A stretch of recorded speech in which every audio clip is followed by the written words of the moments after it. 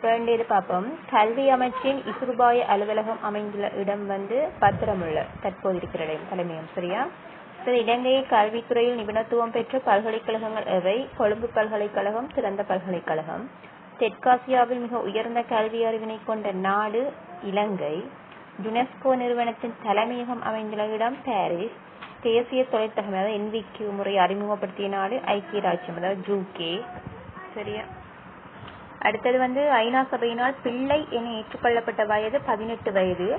ஆசிரியர் தொழில்சார் தகமை என்பது என்னன்னு சொன்னா ஆசிரியர்கள் கொண்டிருக்க வேண்டிய தொழில்முறை திறன்கள் மற்றும் தரநிலை, அதாவது அவங்க எப்படி படிப்பிக்கிறாங்கன்ற ஒரு விஷயம், அதோட சேர்த்து அவங்களோட குவாலிஃபிகேஷன், அதைத்தான் தொழில்சார் தகமை என்று சொல்றது. சரியா? ஓகே.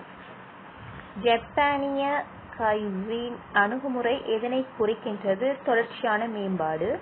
இலங்கையின் 3 மொழி கல்விக் கொள்கை எதை குறிக்கின்றது? தமிழ், சிங்களம் மற்றும் ஆங்கில ஆகிய மொழிகளை கற்பித்தலை மேம்படுத்தல். பள்ளி அடிப்படையிலான மதிப்பீட்டு முறை அதாவது ஸ்கூல் பேஸ் அசஸ்மெண்ட் அதாவது SBA. தெரியும் உங்களுக்கு SBA அதுன்ற என்னன்னு சொன்னா மாணவர்களின் தொடர்ச்சியான செயல்திறனை பள்ளி மட்டத்தில் மதிப்பீடு செய்யும் முறை. நெக்ஸ்ட், கல்வி தரத்தை கண்காணிக்கும் தேசிய நிறுவனம் NIE அதாவது தேசிய கல்வி நிர்வாகம். Okay right. நெக்ஸ்ட், இலங்கை தொழில்நுட்ப பிரிவு டெக்னாலஜி ஸ்ட்ரீம் எந்த ஆண்டில் AL அறிமுகப்படுத்தப்பட்டது? 2013ஆம் ஆண்டு. ஞாபகம் வச்சுக்கொள்ளும்.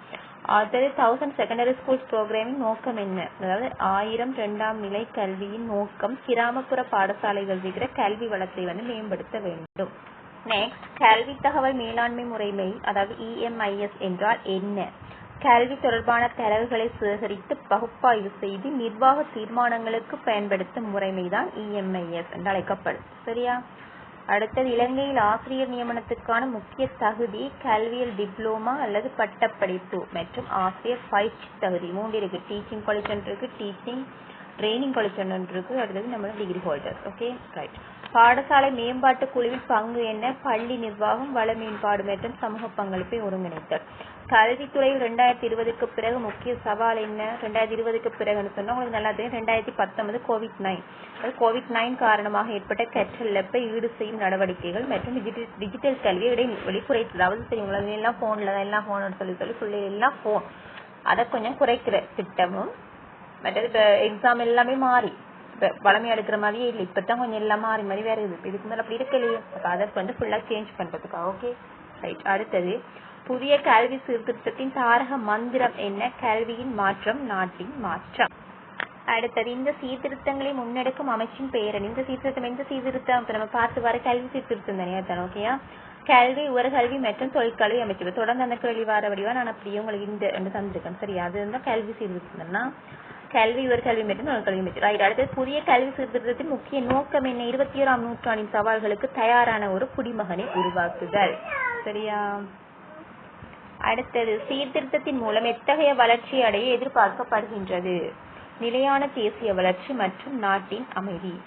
அடுத்தது, சீர்திருத்தத்தின் ஃப்ரீஸ் என்பது எதனை குறிக்கின்றது? இலவச கல்வி அணுகல், மனிதவள அபிவிருத்தி, ஏற்றுக்கொள்ளக்கூடிய தன்மை, பொறுப்புள்ள பிரஜை, புத்தாக்கம் மற்றும் வாழ்நாள் கற்றல்.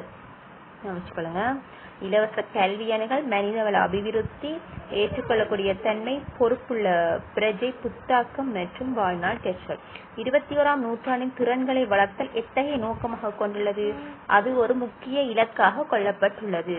என்ன சொல்ல? அது ஒரு முக்கிய இலக்காக கொள்ளப்பட்டுள்ளது. சரி, இதுவரைக்கும் நம்ம இப்ப 93 பார்த்திருக்கோம். சரியா? இப்ப மிச்சம் பேலன்ஸ் கொஸ்டின் சரி ஓகே பிள்ளைகளே, 93 இது வரைக்கும் பார்த்திருக்கோம். பேலன்ஸை பிறகு பார்ப்போம். சரியா? ஓகேவா? ஓகே, தேங்க்யூ, பாய்.